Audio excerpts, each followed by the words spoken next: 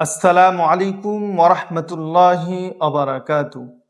আলহামদুলিল্লাহ রব্বিল আলামিন ওয়াল আকিবাতু লিল মুত্তাকিন ওয়াসসালাতু ওয়াসসালামু আলা রাসূলিহি মুহাম্মাদিন ওয়া আলিহি ওয়া আসহাবিহি আজমাইন। আম্মা বাদ। প্রিয় দিনী ভাই ও বোনেরা, আজকে আমরা জানব আউয়াবিন নামাজের ফজিলত সম্পর্কে ইনশাআল্লাহ। প্রিয় দিনী ভাই ও বোনেরা, এই হাদিসটি তিরমিজি শরীফে বর্ণিত হয়েছে। হযরত আবু হুরাইরা রাদিয়াল্লাহু তাআলা আনহু থেকে বর্ণিত।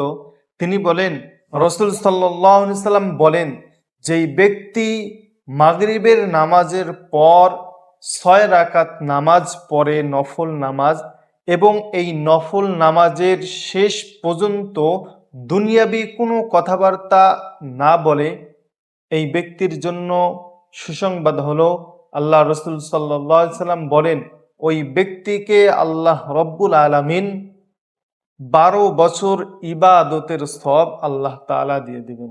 সুবহানাল্লাহি ওয়া বিহামদিহি। অল্প একটু আমলের কারণে আল্লাহ তাআলা আমাদের জন্য কত বড় প্রতিদান রেখেছেন। এজন্য আমরা নিয়াত করি, প্রতিদিন এভরিডে আমরা আউয়াবিনের নামাজ পড়ব। আল্লাহ তাআলা আমাদেরকে এই নামাজ পড়ার তৌফিক দান করেন। আমিন। আসসালামু আলাইকুম রাহমাতুল্লাহি ওয়া বারাকাতুহু।